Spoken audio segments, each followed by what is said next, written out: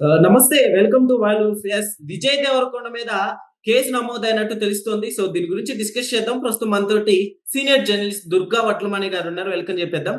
Hi madam. నమస్తే. నమస్తే అండి.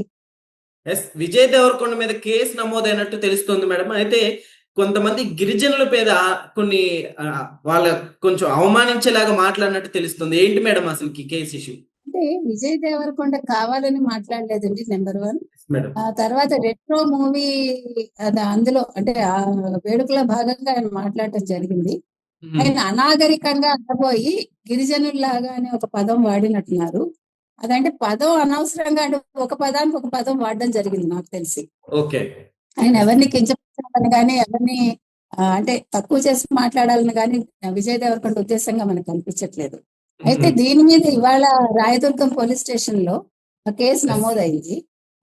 అతను ఎవరు, గిరిజన సంఘాల నాయకుడు నాగేశ్వరరావు గారు ఎవరు అనుకుంటా, ఆయన కేసు పెట్టడం జరిగిందండి. అయితే ఆల్రెడీ విజయ్ దేవరకొండ దీని మీద స్పందించారు. ఆల్రెడీ దీని మీద ఆయన క్షమాపణలు కూడా చెప్పినట్టు మనకు తెలుస్తోంది. మళ్ళా కేసు నమోదు చేయడం అనేది మరి వారి విఘ్నత, అది మనం ఏం చెప్పలేము. గిరిజన సంఘాలు వాళ్ళు ఆలోచించుకోవాలి. అంటే కావాలని చేసి ఏదో ఒకళ్ళు కించపరిచే ఉద్దేశం అయితే వాళ్ళు కేసు పెట్టిన అర్థం ఉంటుంది. కానీ విజయ్ దేవరకొండకి అలాంటి ఉద్దేశం మనకి ఎక్కడ కనిపించలేదు. ఎందుకంటే వారు వెంటనే స్పందించారు, తర్వాత క్షమాపణ కూడా చెప్పారు. కాబట్టి దీన్ని పెద్దగా చేయకూడదు అనేది నా ఉద్దేశం. కాకపోతే ఏంటంటే కొంచెం అంటే హీరోలు కావచ్చు, హీరోయిన్లు కావచ్చు, స్టేజ్ మీద మాట్లాడేటప్పుడు కొంచెం జాగ్రత్తగా ఉండాలి మాట్లాడేటప్పుడు. ఇప్పుడు పూర్వం అంటే ఏదైనా చెల్లేదండి, ఇప్పుడు అట్లా కాదు.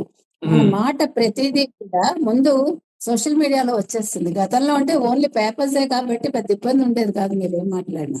ఇప్పుడు రాజేంద్ర ప్రసాద్ గారి చూడండి ఏమైంది, స్లిప్ ఆఫ్ ద టంగ్. ఇప్పుడు slip of the tongue Vijay దేవరకొండది. కానీ రాజేంద్ర ప్రసాద్ గారిది మనస్థిమితం లేకుండా, అంటే ఆయన కూతురు పోవడం ఆ బాధలో ఆయన మాట్లాడారు అని మనకు తెలుస్తోంది. దానికి ఆయన క్షమాపణ చెప్పారు, ఇంక మీదట ఇట్లా మాట్లాడను అని అనటం జరిగింది ఆయన. ఆ తర్వాత తిరుమల వెళ్ళి కూడా ఆయన అక్కడ కూడా దేవుడికి క్షమాపణ చెప్పినట్టున్నారు. అది కూడా జరిగింది. కాబట్టి విజయ్ దేవరకొండ ఇంకా పైకి రావాల్సిన ఎవరన్నా ఒక హీరో అండి.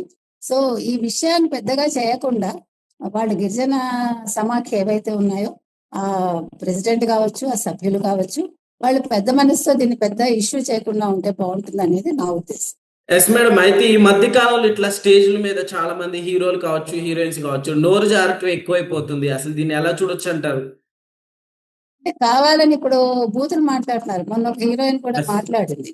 అంటే ఇప్పుడు మీరు ఒక సినిమాకి వచ్చేసాక, అంటే సినిమా ఫీల్డ్కి వచ్చాక మీరు హ్యాపీగా ఉండొచ్చు, కానీ మీరు మాట్లాడే మాట మాత్రం మర్యాదగా ఉండాలి. అంటే బూతులు మాట్లాడటం అనేది సంస్కారం కాదు. బూతులు మాట్లాడటం వల్ల వాళ్ళకి ఏమీ పెద్దగా నెక్స్ట్ క్యారెక్టర్స్ వచ్చేస్తాయని కాదు, పెద్ద హీరోయిన్స్ అయిపోరు కదా. పూర్వం మనం ఎంతమంది హీరోయిన్స్ చూసాం.